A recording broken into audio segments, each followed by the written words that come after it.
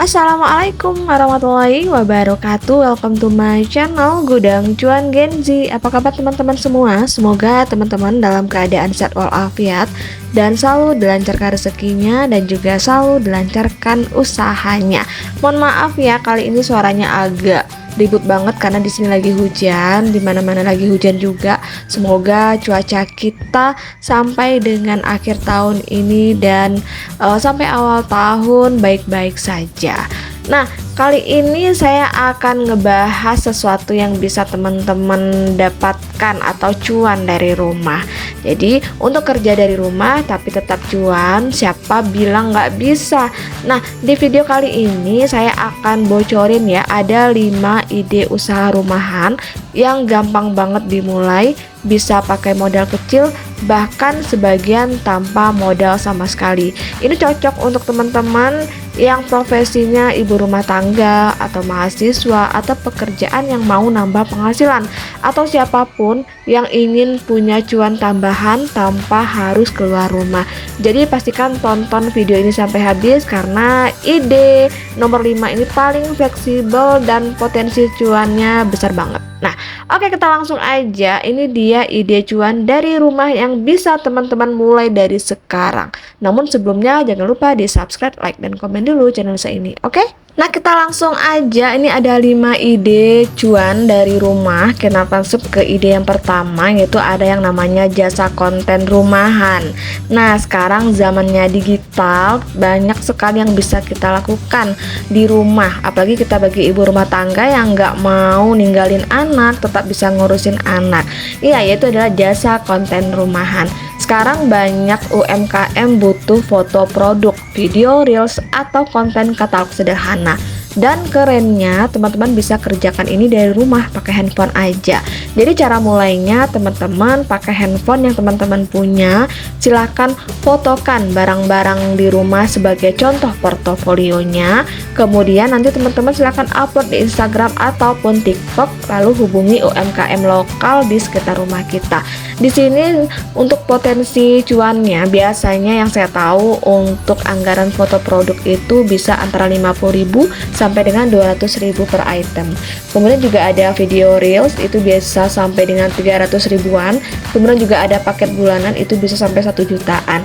Nah, semua ini bisa dilakukan tanpa harus punya studio besar. Aduh, susah banget nyebutnya ya. Jadi itu yang saya katakan jasa konten rumahan. Kemudian kita lanjut, ada ide kedua, yaitu yang biasanya umum digunakan, yaitu adalah reseller atau dropship ya. Jadi reseller atau dropship ini cocok buat teman-teman yang mau mulai jualan tanpa stok barang. Kenapa sih dropship atau reseller ini sangat menarik? Karena ini bisa dimulai tanpa modal. Kita tinggal posting ulang katalog dari suppliernya, nanti suppliernya yang urus ataupun yang mengirimkan ke customer kita. Jadi kita tinggal posting-posting aja, ambil gambar, tinggal posting-posting aja. Asalkan kita memiliki WhatsApp ataupun media sosial. Dan menurut kategori atau yang produk yang sangat laris, bisa skincare atau peralatan dapur atau fashion atau mainan anak atau kebutuhan rumah tangga. Teman-teman bisa pilih mana yang sekiranya yang banyak diminati. Untuk potensi cuannya ini, keuntungannya pun biasanya berbeda-beda. Bisa keuntungannya per produk dari Rp5.000 sampai dengan Rp50.000. Bahkan jika lebih, teman-teman bisa branding sendiri. Nah, kuncinya kita harus fokus ke satu kategori aja dulu biar gampang bangun kepercayaan pembeli. Maksudnya di sini, misalkan teman-teman basicnya di skincare, jadi skincare aja yang dijual, atau di fashion aja dijual. Jangan gaduh-gaduh, nanti mereka bingung teman-teman ini sebenarnya jual apa sih. Itu yang namanya branding.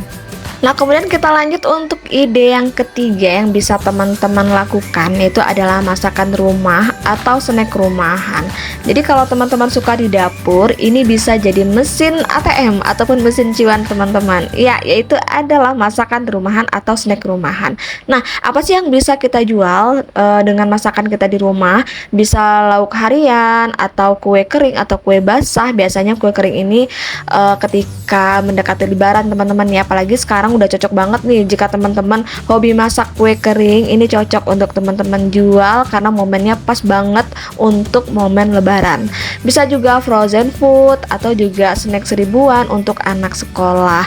Jadi untuk tips biar laris, teman-teman bisa mulai dari tetangga dulu nih yang icip-icip, atau bisa melalui WA grup kompleks. Kemudian nanti teman-teman bikin foto yang rapi walau hanya pakai handphone. Kemudian nanti teman-teman bisa siapkan menu harian dengan harga ramah di kantong.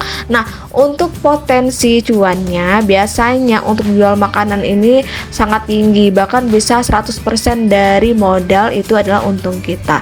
Dalam sehari teman-teman bisa dapatkan antara Rp50.000 sampai dengan Rp200.000 hanya dari jualan masakan aja. Kalau udah rutin ini bisa jadi 2,5 juta per bulannya udah bisa teman-teman miliki sebagai tambahan jajan kita di rumah.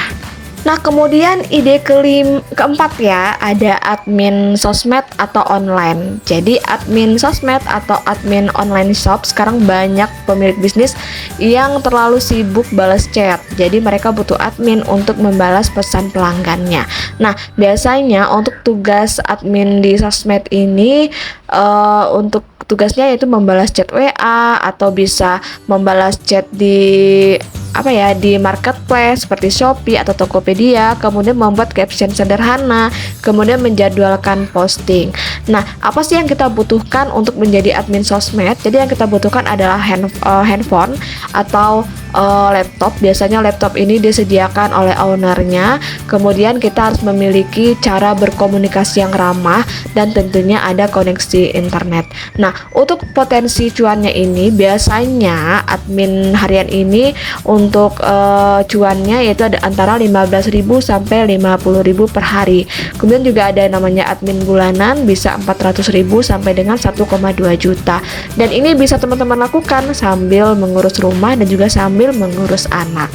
Nah, kita lanjut yang ide yang kelima, yaitu ada yang namanya jasa digital. Apakah itu e-design, apakah edit video, atau voice over.